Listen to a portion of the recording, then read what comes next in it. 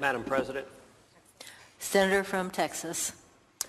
Madam President, it's no secret that Majority Leader Harry Reid and I disagree on a great many topics. And yet I rise today in praise of Senator Reid. In particular, I wish to praise Senator Reid for agreeing to pass the bill that the House of the House of Representatives passed 12:30 in the morning yesterday that would fund our military. For weeks, President Obama and Senate Democrats have been threatening to hold in jeopardy the paychecks of the men and women of our military if there's a government shutdown. And I commend the Majority Leader for agreeing to pass it, for not objecting, for not standing in the way.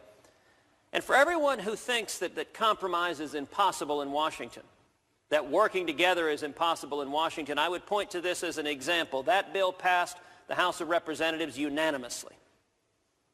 It came over to the Senate, and just a few minutes ago we all saw it pass the Senate unanimously.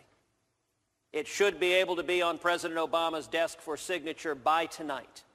And Madam President, that's exactly as it should be. The soldiers and sailors and airmen and Marines who risk their lives defending our nation should not have their paychecks held hostage to any potential government shutdown in Washington. So I salute the Majority Leader for doing the right thing. I salute the Senate Democrats for not blocking the paychecks of the men and women in the military, of taking them off the table and saying, regardless of what happens, we're going to pay our troops. That was the right thing to do. Now, I would also note, for those who would like to see a resolution of this impasse, I, for one, don't want to see a government shutdown. And I think it is unfortunate that the Majority Leader seems bound and determined to force a government shutdown. In the course of the past several weeks, we have seen the House of Representatives repeatedly attempt to compromise. My view, and the view of a great many Republicans, is that Obamacare is a disaster, a train wreck, a nightmare. Those last two terms, the term train wreck comes from the Democratic senator who was the lead author of Obamacare. Nightmare is the term that was used by Teamsters President James Hoffa. My view is we should repeal it in its entirety. But I would note that was not my starting position on this debate. It was not the starting position of the House of Representatives. Instead, they started with the position that it should be defunded, which itself represented a compromise. The House of Representatives passed a bill to fund the entirety of the federal government, every bit of it, except for Obamacare, and to defund Obamacare.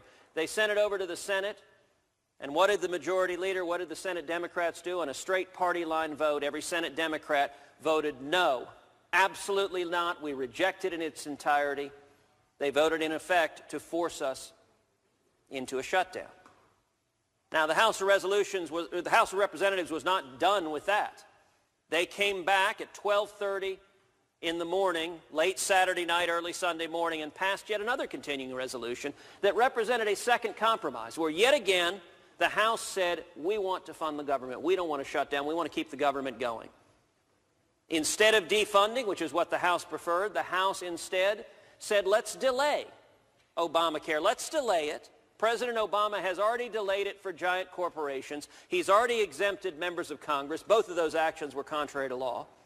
The House of Representatives said, let's delay it for ordinary families the same way it's been delayed for big companies. It shouldn't be the case that giant corporations get treated better by the federal government than hardworking American families. Now, Madam President, that was a compromise, and it was a compromise even though the Senate under Majority Leader Reid had not compromised at all, had held an absolutist position. 12:30 in the morning, early Sunday morning, the House voted on that. Did the Senate come back yesterday? No, Madam President, we did not. The Majority Leader could have called the Senate back. We should have called the Senate back. We were just 48 hours away from a government shutdown, but apparently the Majority Leader made the decision that it was more important for senators to be home on vacation, home playing golf, home doing anything but being here on the floor of the Senate doing the people's business. So instead, many senators came back today. And we voted just a couple of hours ago, and once again, Majority Leader Reid and every single Senate Democrat voted to shut down the government. Responded to the House's second compromise, not with any discussion, any compromise, any middle ground, but said simply no. The position of the Senate Democrats is absolutely not. Are we going to listen to the millions of young people coming out of schools who are not able to find jobs because of Obamacare? The majority leader says no. Are we going to listen to the millions of single moms who are struggling to feed their kids and finding themselves forcibly put into 29 hours a week of work because of Obamacare? The majority leader says no. Are we going to listen to millions of recent immigrants who are struggling to provide for their families and facing skyrocketing health insurance premiums? The majority leader says no. Are we going to listen to millions of retirees and people with disabilities and spouses who are covered on their spouses' health insurance plans, all of whom are losing or at risk of losing their health insurance? The majority leader says no. Instead, the majority leader shared to this body that I wrote this down, the, quote, chief Senate rabble-rouser. Now, Madam President, I'm not entirely sure what that is. I wasn't aware that was an official designation. I would note previously the majority leader from the floor of the Senate had described me as a, quote, schoolyard bully. And look, it is entirely the majority leader's prerogative if he views the way to carry out his job as engaging in personal insult and ad hominem attack. I, for one, do not intend to reciprocate. I will note that what he seems most dismayed about is in the past 2 weeks, the voices of the American people have begun to be heard in this body. In the past 2 weeks, the voices of millions of Americans losing their health insurance, losing their jobs, being forced into part-time work, millions of Americans who are struggling have begun to be heard. We have begun to make D.C. listen. And that apparently, the voices from our constituents, from the men and women of America, apparently to the majority leader constitutes, quote, rabble-rousing. I have a different view of what our responsibility is. I would also note that the majority leader just told us moments ago, quote, we've had enough, we're not going to negotiate. Madam President, I find that quite remarkable because to date, it has been the House of Representatives that has been negotiating, that has been compromising, that has been trying to find a way to resolve this so that we can keep the government running and at the same time answer the millions of Americans who have been hurting. And the answer from the majority leader over and over again has been no, no, no, we will not compromise, we will not talk. And as the majority leader said, he hadn't compromised yet, and he doesn't intend even to negotiate. Madam President, that's unfortunate. Will the senator yield for a question? I would be happy to yield to my friend from Texas for a question. The senator has described accurately the back and forth between the absolutist position that the majority leader has taken that says nothing can change Obamacare because apparently he thinks it's absolutely perfect and we shouldn't change a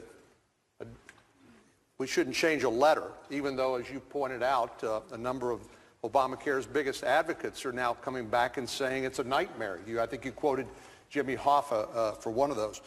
But is the senator aware that reportedly the House is going to be voting later on today and be changing once again the continuing resolution and sending it back over here? This time the report is that they will vote to delay the individual mandate to make it match, as the senator pointed out, the employer mandate's already been unilaterally delayed by the president in an act of lawlessness. Unfortunately, it's not an isolated event. And then the Vitter language, which will overturn the Office of Personnel Management interpretation, which basically carves out Congress and congressional staff from the law that will apply to everyone else.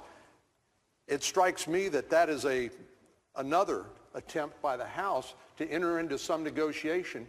Would the senator care to venture a guess as to what sort of fate that good faith attempt by the House to keep negotiations open, what that will lead to, and whether or not I'd be interested in the senator's observation about whether he believes, as I do, that Senator Reid is marching toward a government shutdown, and nothing the House does, nothing the House passes will deter him from shutting down the federal government at midnight tonight. I thank my friend, the senior senator from Texas. I think he is exactly right. Indeed, the conduct of the majority leader, it's been recently reported in the press that the majority leader advised President Obama, do not even engage in conversations or negotiations with congressional leaders. And as the senior senator from Texas observed, the House is repeatedly trying to solve this problem, to keep the government funding, and to do it in a way that responds to the millions of American people who are hurting under Obamacare.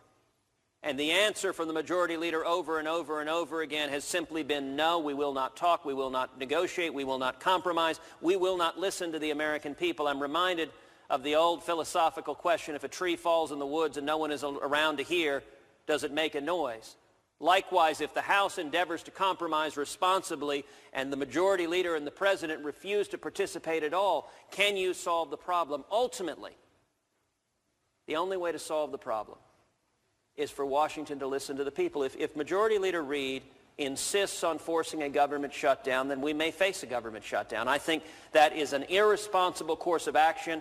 If the House of Representatives asks tonight, I believe this Senate should come back immediately and pass the continuing resolution, whatever the House passes. I don't know what it will be, but it will be yet another good faith effort to keep the government running and to address the train wreck of a law that is Obamacare. And I very much hope that this body begins to listen to the people. Thank you, Madam President. Madam President.